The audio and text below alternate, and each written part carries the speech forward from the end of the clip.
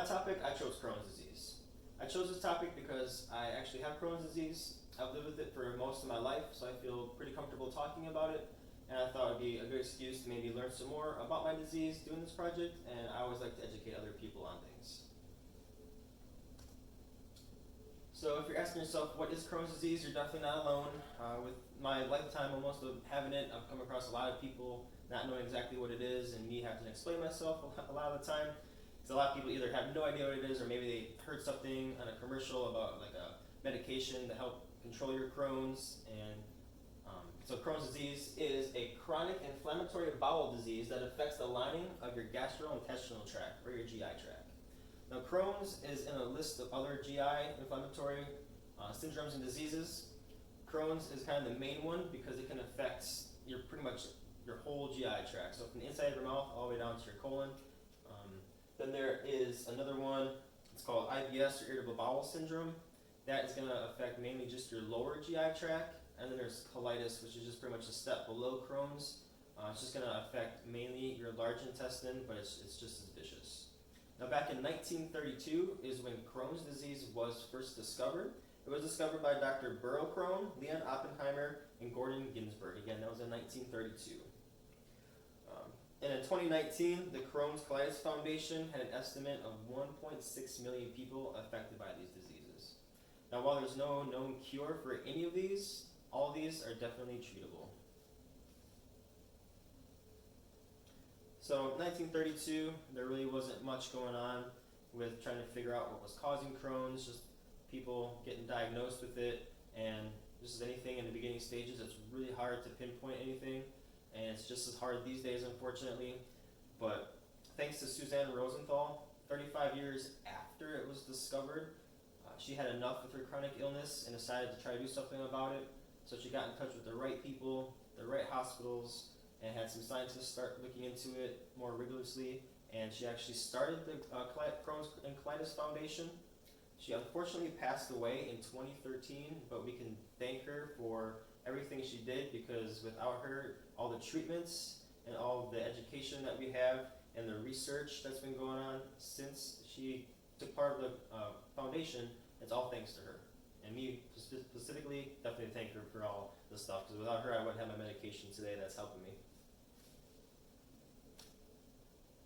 So if you're wondering what signs and symptoms are, because you might be thinking, oh boy, do I have it? I've been having some stomach issues myself and not feeling the greatest, or maybe a loved one or a friend of yours have been complaining about some signs and symptoms that you might not be too familiar with, because we are going to all be nurses, so I'm sure we're all interested in each other's health and everything. So all the symptoms and the signs, they range from mild to severe. It does not affect one person to the next the same. Unfortunately, it's a pretty crazy disease. Things to look into though: long-lasting abdominal pain, cramping, bloating, or constantly feeling like you're full even if you haven't eaten for most of the day or even all day. If you have blood in your stools or constant like runny diarrhea. If you have fever, nausea, sudden weight loss, reduced appetite. If you're finding out that foods that you used to eat and love are now making you sick, that might be something to look into. If you have sores in your mouth, or if you realize that like your gums are bleeding or the roof of your mouth, that's something that is definitely taken into consideration with Crohn's.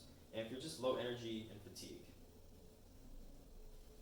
So if these signs and symptoms are continuing with you, or if they're getting worse, you definitely want to try to make an appointment with your doctor or see a gastroenterologist that's close to you. But as I said, there are tests and treatments for this. If you're getting diagnosed, the first thing you want to do is see a doctor. They're going to do a head-to-toe assessment, full physical. They're going to ask you things like your daily routine, your family history, your own health history, of course, medications that you're taking. But diet and nutrition is definitely going to be the biggest thing they look at. If you're thinking that you want to continue on with getting diagnosed with something, they're going to do blood work. And if you are one of those people that are having constant diarrhea, or unfortunately if you have blood in your stool, they're going to want to do a stool sample. And when that comes back, if they're still thinking of including any of these Crohn's, colitis, or irritable bowel as a diagnosis for you, we're going to do an X-ray and a CAT scan, X-ray or CAT scan. And once you're in the CAT scan, they're either going to inject you with a dye or have you drink like a barium thick, not nasty tasting drink. And it's just so it can pretty much make your insides glow. So they're just going to watch you on an x-ray screen and they're going to watch how your body digests. And if they see any type of a problem with how your body is digesting, they can take a picture of where that affected area is. And then the last treatment or the last test they can do is a colonoscopy or an endoscopy, where they put a camera up you or down you, and they can take pictures and biopsies of any affected area to see if you need to have surgery or if medication can help you.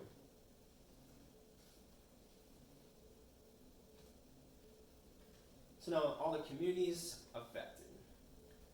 I thought when I got diagnosed at 10, it was really, really young. And I know all my friends and family thought it was young to have such a nasty diagnosis at a young age. We all thought maybe this is going to be an older person disease. But according to the International Journal of Gerontology, only 10 to 15% of diagnoses are 60 and above.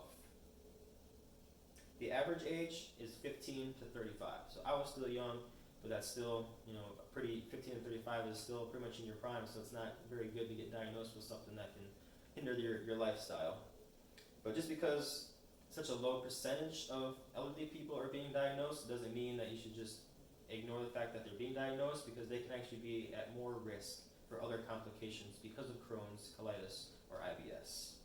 And some of those are a risk of being, because of being mobility impaired, and not being able to get to the bathroom or hit their call light or their life alert type thing. They might not be a good candidate for surgery because of more frail and fragile. They might have other underlying conditions. They might have another disease or something that can be affected by Crohn's, or Crohn's can affect something else to be worse.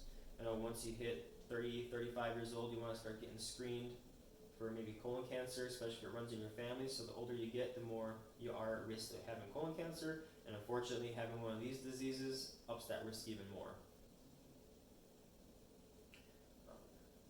So there's some clinical trials that exclude the elderly because of all this. So because of that, the data is a lot lower for the elderly. So unfortunately, there's more data for the younger people and not for the elderly, so that even lowers their chances of fighting the disease even more, which is pretty sad in my opinion. So kids, when they're growing up and they get diagnosed with it, it can stunt their growth or delay their sexual development and puberty, vitamin deficiency, and weight loss. So if you're sick and you're constantly throwing up or having diarrhea, it's really hard for you to keep those nutrients in, stuff that you need to be growing, especially when you're hitting puberty and everything, and your body's trying to grow up and trying to develop. But if you're constantly feeling sick with your Crohn's or something, then it's just going to hinder that even more as well. But the main communities affected are Caucasian, American Jew, and if you're from a European descent. So there was a study in 2019 held at Emory, and it was supported by the Institute of Health looking into genetics of Crohn's, because all of a sudden there was a big uptick in percentage of the black community actually being affected by this. Things to consider, no matter what race you are or how you identify yourself, factors possible related to being diagnosed with Crohn's is genetics. Genetics is one really big factor that everyone's looking into, seeing if maybe a past generation was affected, like a grandma or great-grandma, aunt, uncle, seeing if a dad can pass it on or a mother can pass it on. Disruption in the microbiome, so that's the bacterial makeup of your gut. Other environmental factors, and early autoimmune problems and early immune deficiencies. So if maybe you didn't get diagnosed with Crohn's or something at an early age, and you just kind of lived as a sick kid, your body's trying to fight all the pollen and the makeup of the environment, and if it's not fighting off things, they're looking at maybe if your autoimmune system was somehow infiltrated and now it's causing Crohn's, colitis, or something similar to that. And along with that, just looking for any triggers in pretty much anybody that is causing all this constant inflammatory problems and constant sickness. So just all in all, it's just a really frustrating disease because it mimics a lot of other things like food poisoning, You could just eat something bad. Don't start freaking out that you have one of these problems because it could just be food poisoning. But again, that's why it's so frustrating, because you can go into the doctor feeling like you have something and it could just pass, or it couldn't. But there's a lot of hypotheses out there and a ton of continued research. There's always new medications coming out, and I think it's looking a little bit better for people. Unfortunately, more people are being infected, but on the good side of that, more people being infected, it's being looked at better, more research, better research, more money for it, and we can get people the drugs, medication that they need. So now you're diagnosed with Crohn's. What should you do? You just need to kind of do you. That's what worked best for me. I just had to find out foods that I could eat, foods that I couldn't eat, because when your digestive system is being affected like this, it's all on what you put in your body. So if you find out that something you were eating before, something that you really enjoyed, is now bothering you, you're going to just have to unfortunately eliminate it or not eat it as often. Keep a food diary. That's the best thing to do, especially if you are newly diagnosed with Crohn's, and then you can just always go back and look at your diary to see if something affected you a month ago or last year or last week, or if something hurt you today. Write it down, and if you try it again next week and it didn't, it's just really good to go back and look until you can get pretty much your baseline going. You can track like your macronutrients and all that. Working out is always good, even if it's just a 15-20 minute walk a day. Exercise is always good for anyone, no matter what. So avoid some drinks too to keep some symptoms away. Alcohol, anything carbonated or real sour, or something that has a lot of like acidness to it that can affect any of that stuff. Acid reflux is another big thing that can come from Crohn's disease, and I suffer with that really bad sometimes, where I can't really eat or drink anything all day because of my acid reflux. You just find diets that work best for you, and if you are diagnosed with Crohn's, you're probably getting treatment with medication. I have to get an intravenous medication every 6 weeks called Entyvio. There's a shot you can give yourself called Humira. It's a little EpiPen type thing that you can do in your stomach or into your thigh. And there's just continually these new research and hopefully more medications coming out to help people. And just something, unfortunately, that if you are diagnosed with, you just need to learn to live with and control it. I've been in a pretty good remission state, I think, for quite some time, and I really hope that I stay doing this. So I hope everyone's learned something today. I appreciate your time. Thank you.